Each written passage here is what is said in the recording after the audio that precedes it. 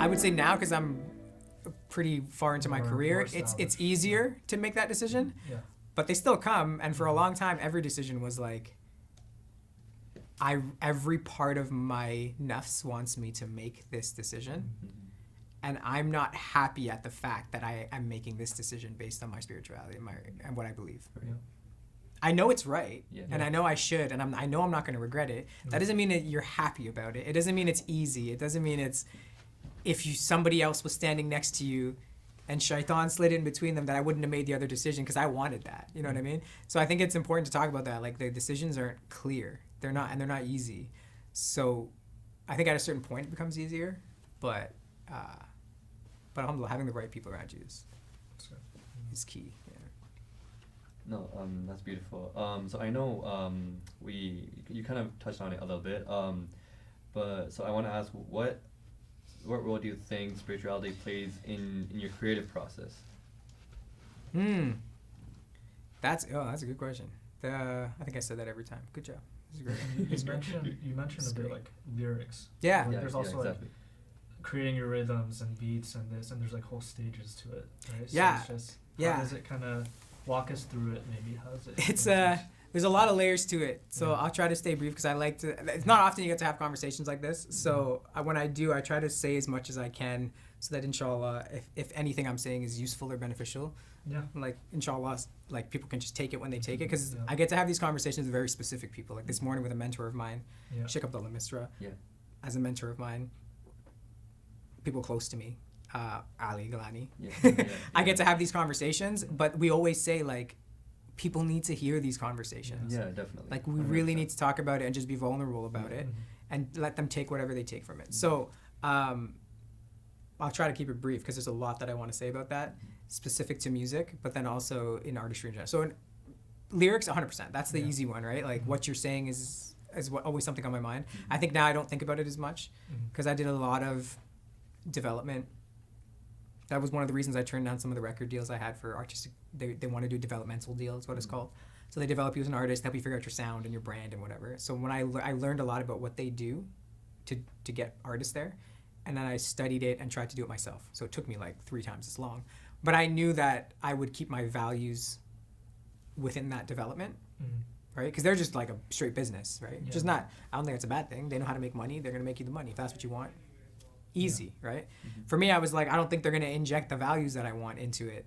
So I spent a long time doing that. And in that process, one thing I think is super important to talk about is in the Muslim community, oftentimes, I think it's changing a lot now, but oftentimes, especially when I started, the bar for quality was very low for the art that we were putting out, for the media we were putting out. I don't know if a lot of other artists that we know in the community would say this out loud, but I'm at a point now where I'm like, it is what it is we're not going to change it. I think now it's different. It's getting way better.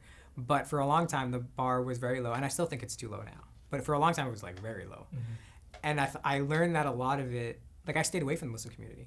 I stayed away from the events. I actively did not perform at events and stuff like I do now. Yeah. Part of that was the creativity. The for me at the time was like the putting that ihsan into the craft that you're doing, right? Like, we come from a history that, like, the golden age of Islam created like algebra and whatever, and optometry and like all these. Exactly.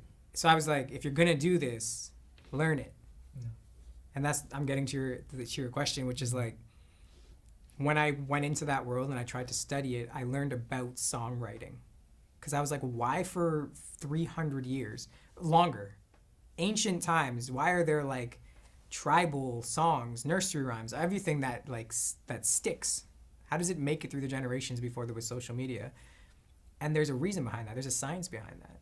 Like, when I speak to a musician who doesn't know what Tin Pan Alley was, I'm like, do you know about songwriting? Because it was literally a building where people sat in cubicles and just punched out hits. They just wrote hits, passed it down the line, wrote another one. That means there was a formula. Yeah. They hired a bunch of people to sit in a building and just write out the songs, and that's where you get Elvis songs. That's where you get like any and every Frank Sinatra songs. Like, all these songs not all of them, but a huge chunk of them come from Tin Pan Alley, which means there's a science behind it. So this is what I meant. It can get deep, but it's like through that you learn, and then you sit in the studio with some people who are established in the industry and whatnot, and you realize like, I started asking them like, why did you know to use that kick drum?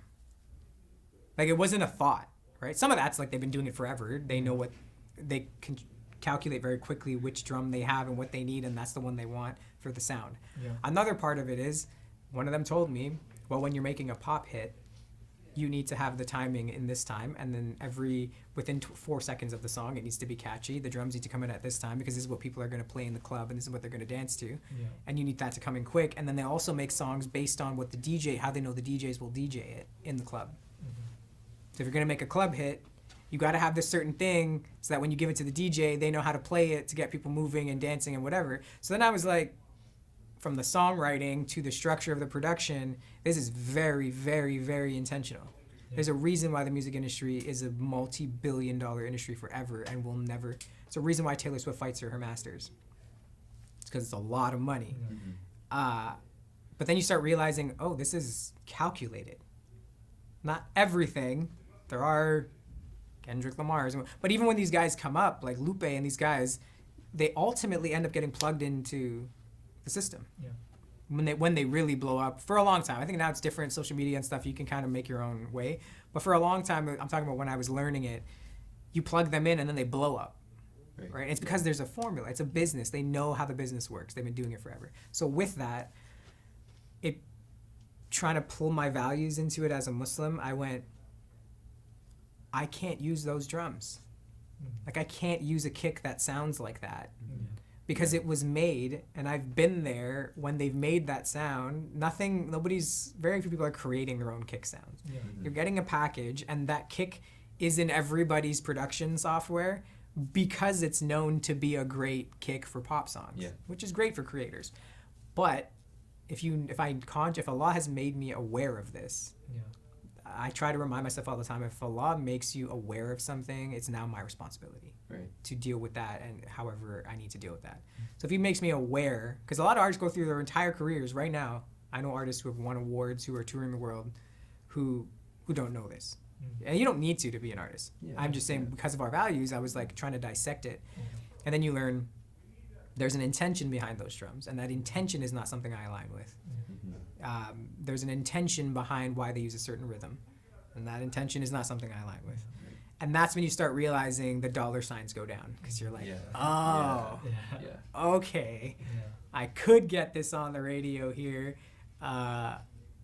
if I worked this much harder and used this and this. Like, there's a potential for that to happen because you're following the formula.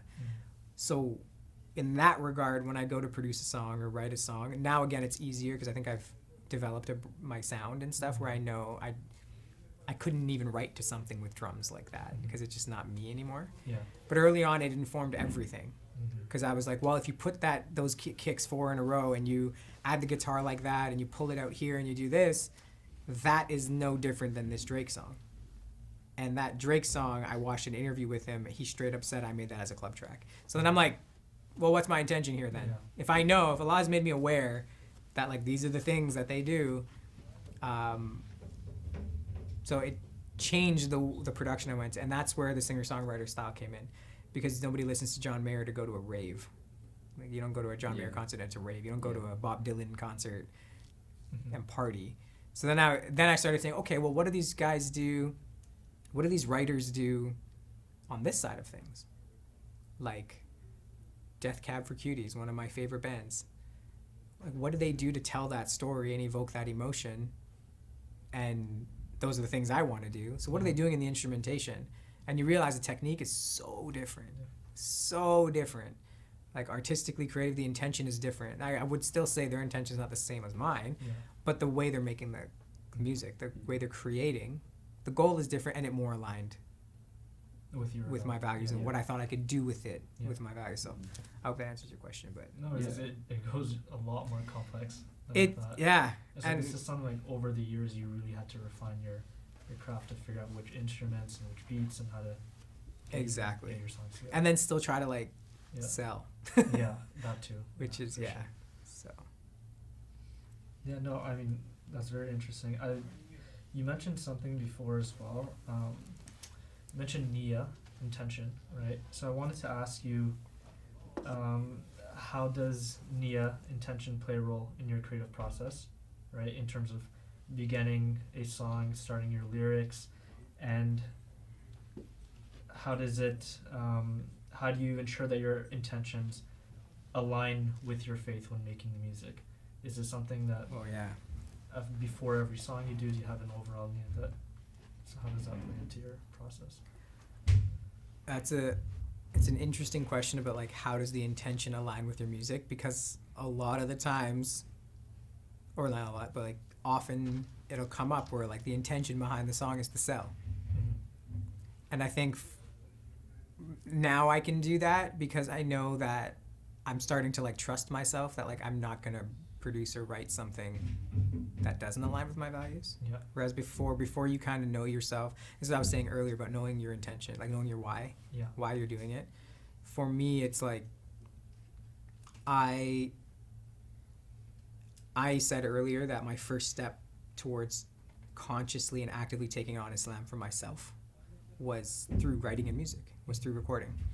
And something I told myself, something I realized over time after talking to Al-Shayukh about like permissibility and whatnot of music in Islam. And I don't even like to say music in Islam because there's not really a debate on singing and music.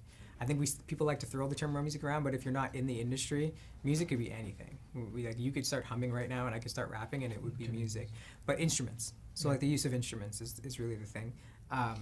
Anyways, through all that, what was I going to say? Oh yeah, my first step towards Islam consciously was through the music, through the writing. And as I went, I started realizing like, you know what, if I had to keep refining over time, what's my goal with this? What's the intention behind this? Yeah. And I try to constantly remind myself, even if it doesn't feel honest at certain points, I try to tell myself over and over, my goal is to get closer to Allah.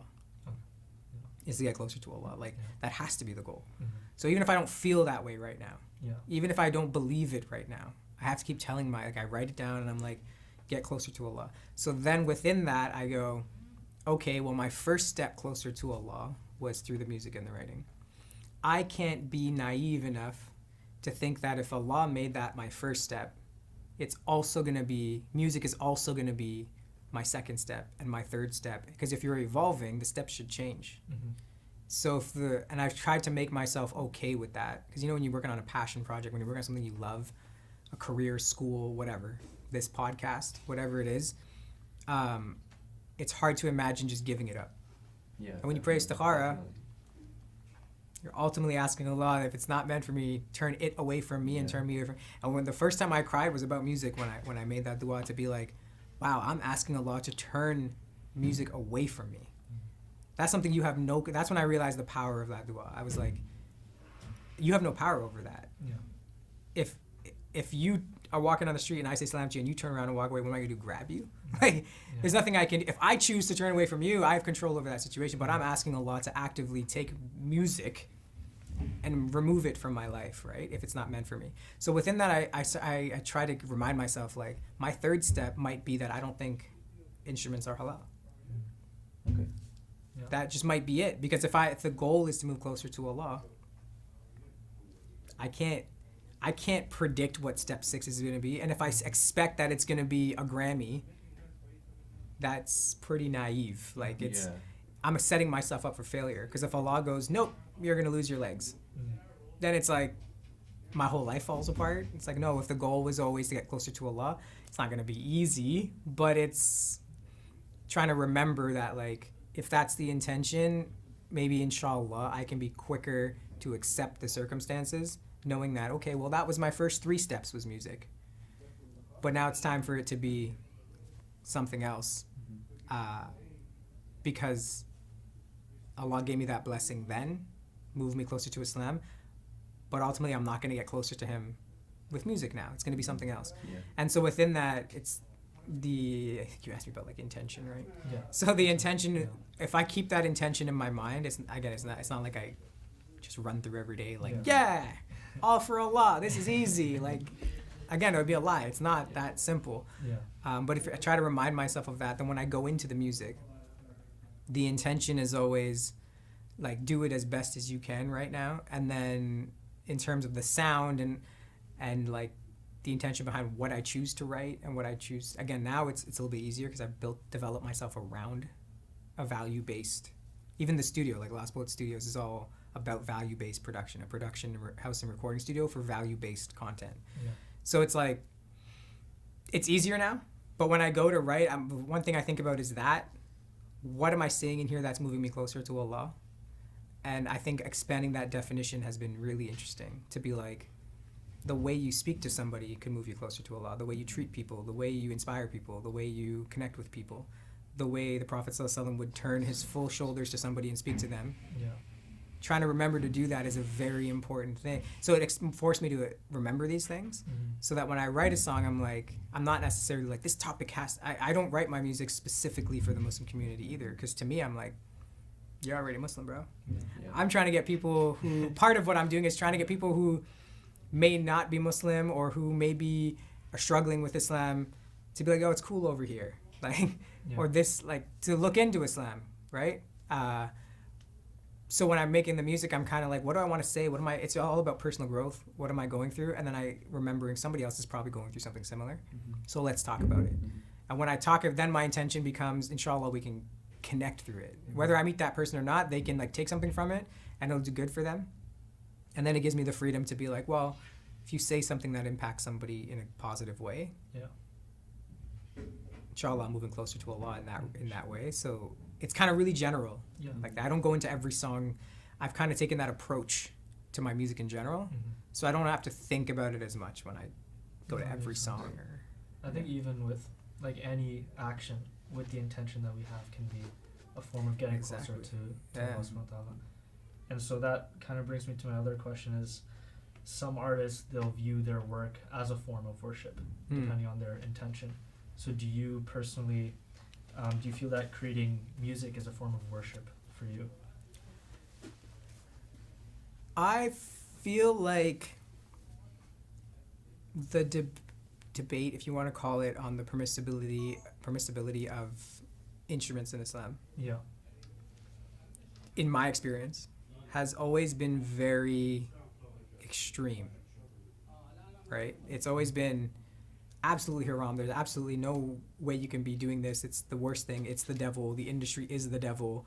Like, Michael Jackson is shaitan. Like, literally, I've heard people say this to me to my face, like, out here. Or whatever artist is, like, an incarnation of shaitan. I'm like, okay, cool.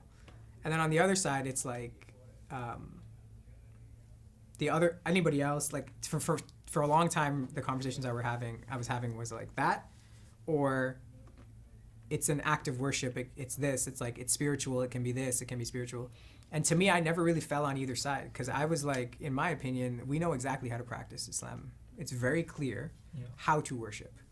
That's not to say that smiling at somebody isn't worship. It's being polite to somebody isn't worship, right? Because I get that's kind of what I feel like that's what you're getting at. Like, the act of doing something with an intention is worship. With the intention you have. I think it gets a little convoluted for me, because I'm like, in the context of music, there's constantly this debate. And one side's always like, it's an act of worship. And the other side's always like, it's the worst thing ever. It is Dajjal. And I'm like, it's like two extremes. Chill, bruh. Yeah. Like, and over here, I'm still like, chill, bruh. Like, this is it. And to me, I'm kind of like, why haven't we had a balanced discussion about a tool? Nobody asks you when you go into your work as a salesperson or an engineer or a doctor, they don't ask you, is being a doctor an act of worship? Is being an accountant an act of worship? Is being an engineer an act of worship? You're a lawyer. Is that an act of worship for you? It's like, okay, I understand that there's a conversation about permissibility, but my wife is a family doctor, like, mashallah, and some of the stuff that she has to deal with does not align with Islam. It does not. My brother he's a chiropractor, Dr. Chiropractic. He owns 2 clinics, and a lot of the decisions he has to make do not align with Islam. But they have a service to provide. So it's like, we don't go to those professions. And I think this is part of the issue, is this our community still doesn't always see them as professions. For a whole bunch of other reasons. Mainly because of the permissibility of different. It's not just music, right? It's TV and film. Mm. It's everything. So for me, honestly, I do not see it as an act of worship. That's like my simple answer. Because to me, I do get the point that like if my intention is a certain way, it can be an act of worship. Yeah. I don't take it that way. Mhm. When I wake up and I go to the studio or I'm at a show or I'm doing whatever. I don't think that. Yeah. I get that it could be, and inshallah it is. But my that's not something that I hold and go, this is an act of worship. Some artists do. I know artists that do, and that's great. Like I don't think there's something wrong with that. I just think in that debate, I've kind of been like, you know what? Anybody who's talking on either side has never been in the music industry. Nobody I've spoken to, except for I didn't speak to Yusuf Islam directly. I got to write with Isam through Isam to him, Okay. but read his book, got advice from Isam, who's, as far as I know, like good friends with him. People like sat with Brother Ali for like an hour and a half and talked about this stuff. Hassan Minhaj was like backstage with him and had a quick conversation about that when I opened for him. And the people in the industry have had very similar experiences that I have with shayukh and asking these questions. Yeah. And when you get to the debate, it's like, sorry, who are you? Like, what do you know about the industry? That doesn't mean you don't have a valid opinion. It's just like, your opinion's probably questionable at some points because you don't actually know what the industry's Enough about like. the industry. And there's just not enough of us there yet, I think, is part of the problem. But anyways, so I don't necessarily see it as an act of worship because I'm in this place now where I'm like, my music is a tool, and it could be a different tool. It could be film 5 years from now, but it's a tool. So like, use it for what it is. And I think part of me, something I always say is like, don't give it so much power. Yeah, music is a different thing. It's catchy, gets stuck in your head. There is a power to it. But I'm saying when you offer it that much power and pedestal to be like, it's this grand thing that can make you worship Allah in the best way possible or take you straight to hell. I'm like, Islam is a middle religion. Like, what else do we talk about in such an extreme that is debatable or a gray area? We just go opposite sides, right? So to me, it's like, no, I don't see it as an act of worship. And I think it's important that if you want to take music or the arts seriously, that more artists don't take it as an act of worship. Because I think then you hold a responsibility. And some artists don't want to be responsible for the community's religion. Like, that's not an easy thing to ask. It's not their responsibility. So if you make it an act of worship, explicitly, depending on the type of music you made, right? If you're a nasheed artist who's making music that's Islamic based, that's a different conversation. But just as an artist, like, if it's an act of worship, now all of a sudden you have this pressure to create, to uphold spirituality in the community. It's like, that's not your responsibility. Go create. And I think we need more artists who are creating within the values that, like, the guidance, like, again, Lost Poets trying to give some of that guidance or mentorship to keep the values, learn how to integrate the values into the art you're making. But then just go create and be really, really, really, really good at what you do. Because that's how we change the narrative of Muslims in the mainstream. That's how we develop more complex understandings of how to be Muslim and be Canadian or be immigrant Muslim, like diaspora Muslim, young Canadian Western artist, never mind human being. Like, everybody struggles with that in our community, youth at least. So it's like, just go be really, really, really good at what you do. And that to me is an act of worship. That to me is ihsan. Whether you're a doctor, whether you're a student, whether you're a son, a daughter, like, if you're doing your best at what you do, trying your best and trying to be the best at what you do, like doing it with ihsan, that to me is the act of worship. I don't care what it is. So I think not putting that on artists all the time to be like, and then some artists put it on themselves. Like, we do it too because we're like trying to defend against the other side being like, so I think when I fell in the middle a little bit and I was like, this debate, I just don't believe it. I don't believe in the debate. I believe in trying to figure out for sure, like, again, 5 years from now, I might think instruments are haram. It is what it is. It's a growth process, right? I think more people being okay with that and being okay with learning and growing and not being perfect is the act of worship. Because I know that if I continue to work my corporate job 50 hours a week, I don't think about Islam every day. I don't wake up every day and go to I didn't up until a year ago. I didn't wake up every day and be like, is what I'm doing today a great act of worship? Am I moving closer to Allah by selling these construction tools to people? When I manage these marine operations, am I bringing myself closer to Allah? Never. And then it gets me into a cycle where 6 weeks go by and I haven't thought about Allah. I haven't thought about my intention. And so for me, it's like the act of worship in it, I think to me, which I've never even thought about this before, so a great question. The act of worship in it for me is fighting through all of these things and confronting all the questions that come up along the way.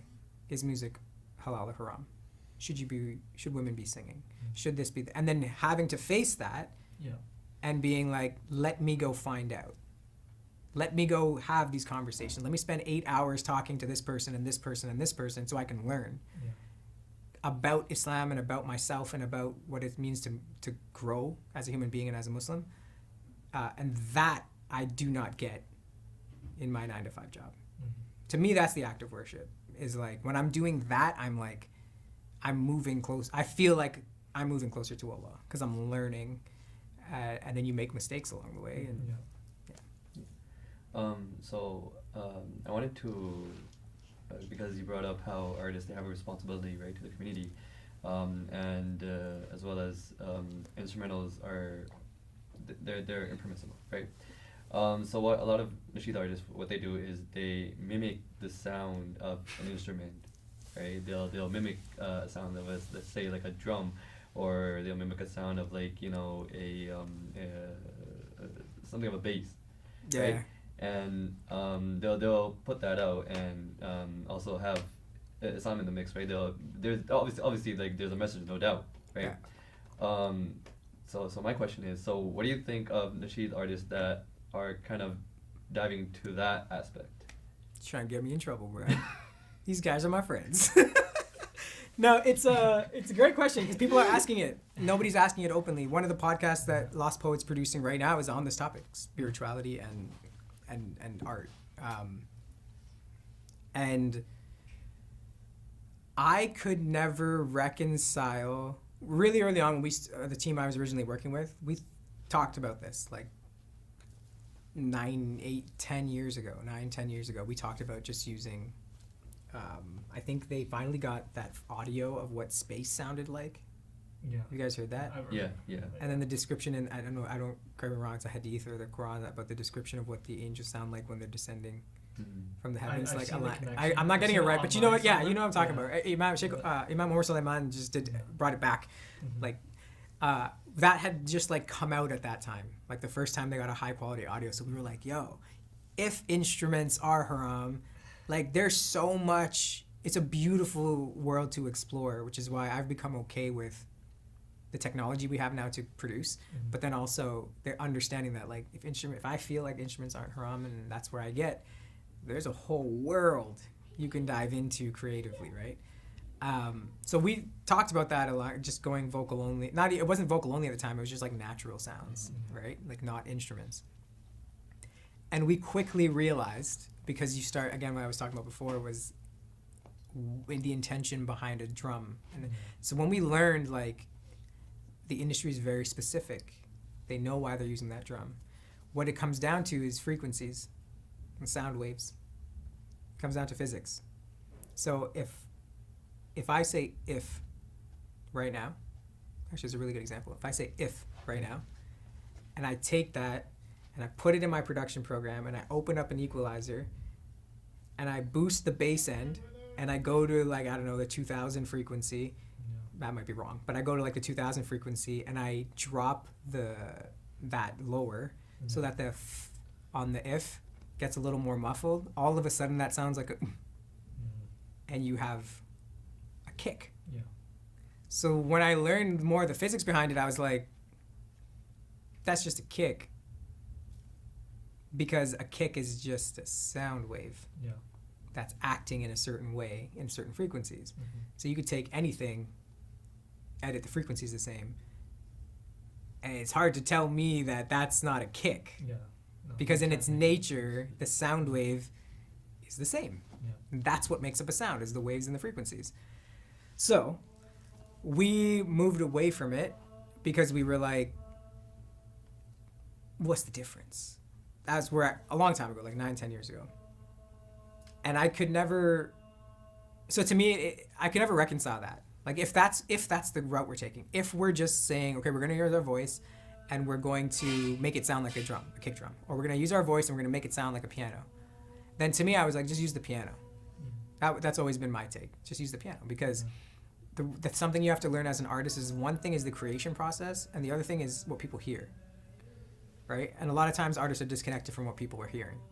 And this is what I was talking about when we first started, is once you put that song out, it's no longer yours. It does not belong to you. Yeah. So you put that out, that person that listens to it does not know and does not need to know anything about frequencies and sound waves. That's your job.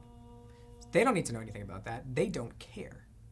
You could make the worst song, and a lot of people nowadays don't care. Yeah. They're just like, this is a bop. Yeah, this is dope.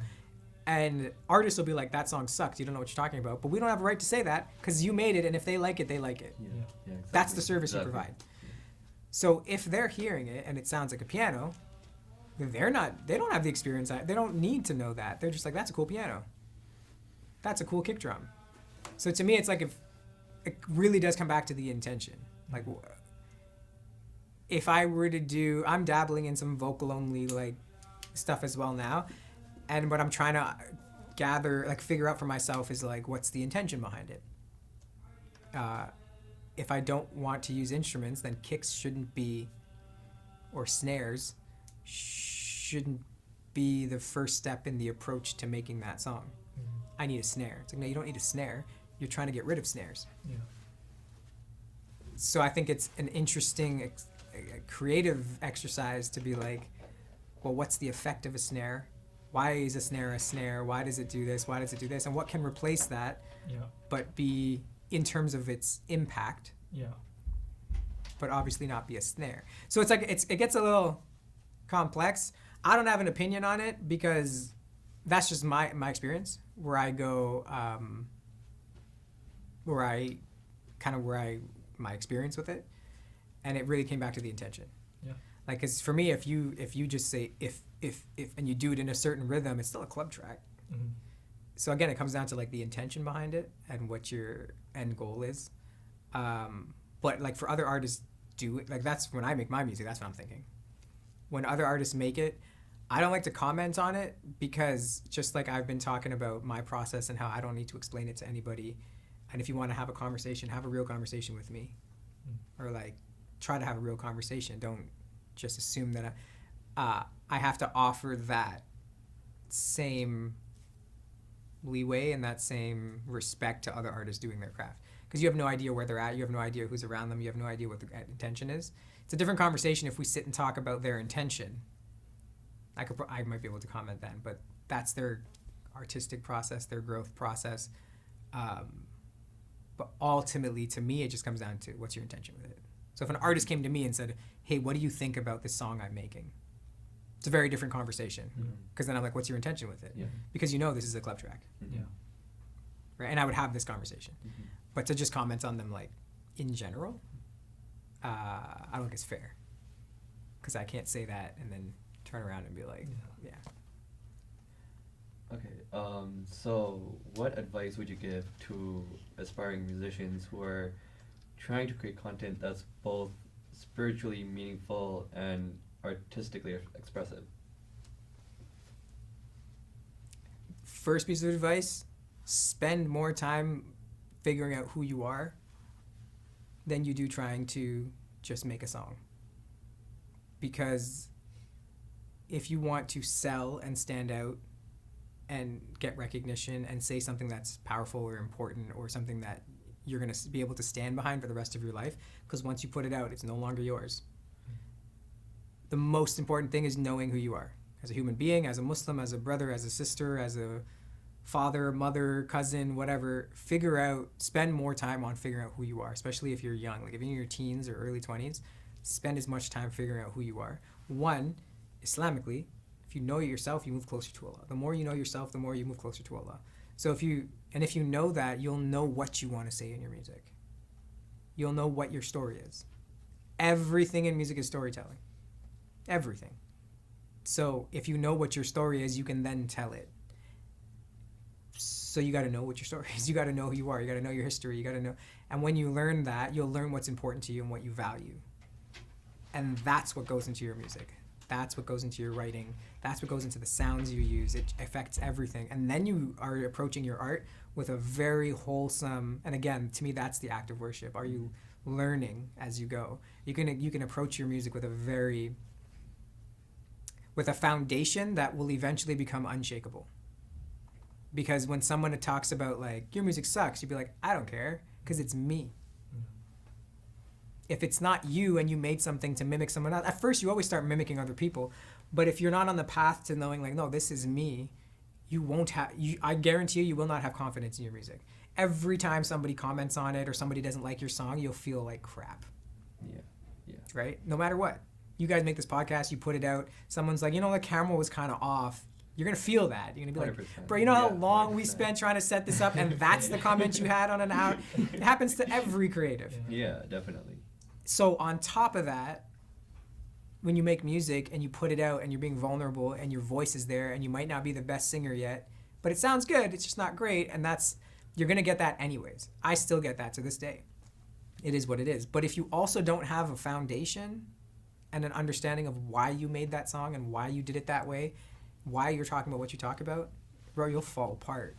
You will fall apart. So it goes a long way to learn who you are, learn where you come from, and start to become who you want to be in that. If you're like, I want to be more like this, I want to learn who you are and figure that out, and it will naturally translate to the music. The other thing is, that second piece of advice is just make a lot of stuff.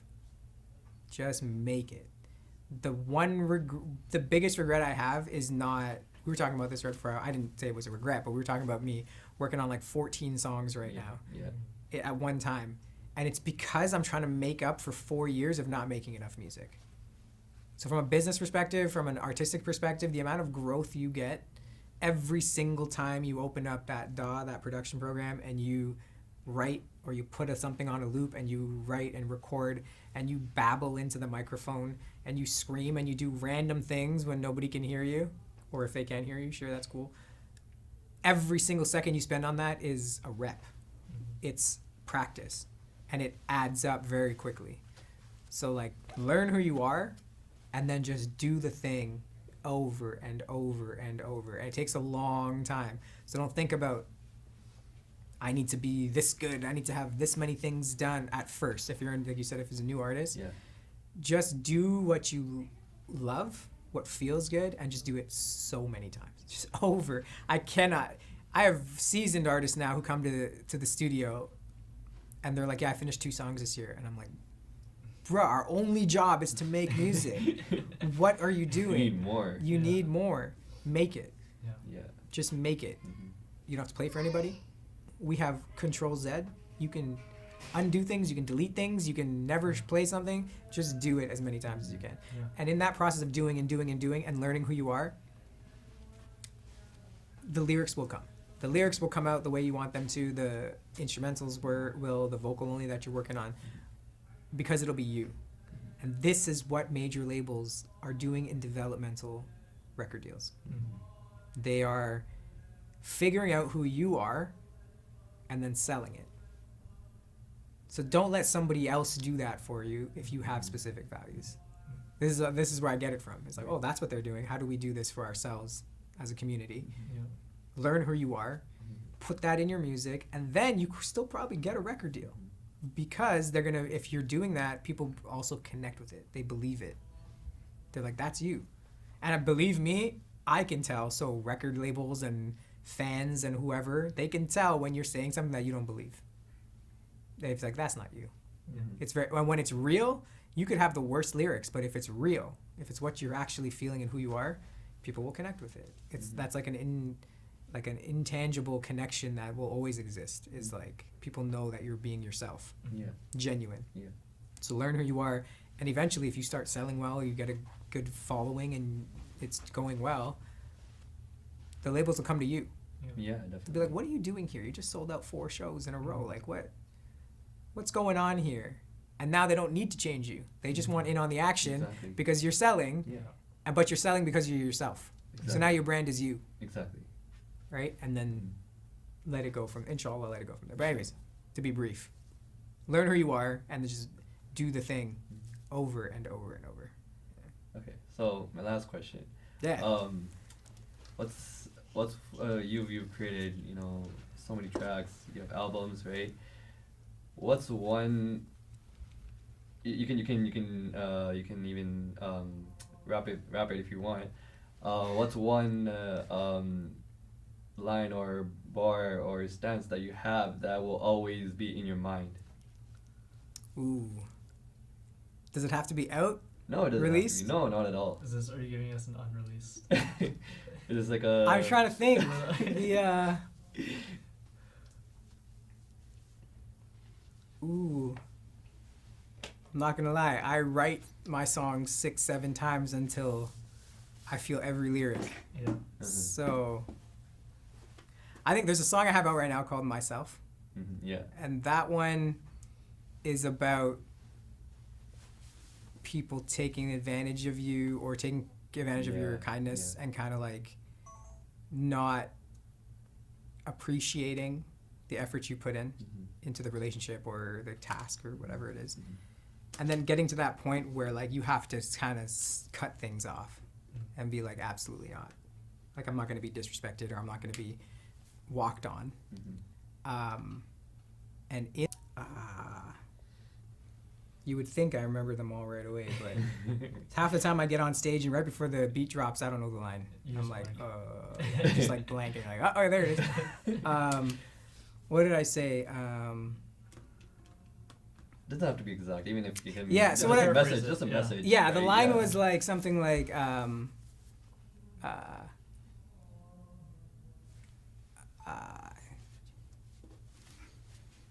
wore my heart up on my sleeve, but you chewed the arm that feeds. I'm humble. At least I try to be to start. But remember, he who built it knows just how it comes apart. And he knows my intentions from the start. So when I'm looking out for me, I pray he pardons when my words are harsh. And so that for me was kind of like, that's the heart of the song. Is like, that's where I got to with the 3 different people that this song is about. Is like, I wore my heart up on my sleeve. I did everything I could. Yeah. Like, I felt like I did everything that I could. I wore my heart up on my sleeve, but you chewed the arm that feeds. So, like, I have it out there, and you just ate that up. You walked all over it. You chew the arm that feeds. I said, as an athlete, I get to a point where I'm like, it gets hard to be humble sometimes. When people put you back, I think not even as an athlete, just in general. You try to be, especially as Muslims, you try to be reserved, give people the benefit of the doubt. But when people push you far enough, I think even Islamically, you got to set You need to stand up. self-respect at a certain point. Yeah. So it's kind of like, but you chew the arm that feeds. I'm humble. At least I try to be to start. And what I'm saying here is the thing that I wouldn't say for 6-7 years to that person. It's like, I'm humble. At least I try to be to start. But remember, he who built it knows just how it comes apart. Yeah. So if I put in all that work and I built that thing, just remember, because you pushed me into a corner, now I have to make it clear that if I built everything that we're working on or the relationship, just know that I know exactly how to make it fall apart. But then, this to me is the perfect thing of like the message of the song being tied to my Islam. When I say something like that, yeah, he who built it knows just how it comes apart, it automatically makes me think of Allah. Because I go, whoa, who put you in the position you're in? Yeah. So I said, I'm humble, at least I tried to be to start, and now I'm being cocky because you forced me to, but I am being cocky. I'm thinking, just remember, I built it, I know exactly how it can come apart. Yeah. It's almost like a threat.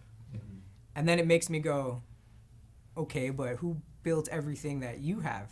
Yeah. So then I say, it makes me think of Allah, and I go, he who built it knows just how it comes apart, and then I go, and he knows my intention from the start.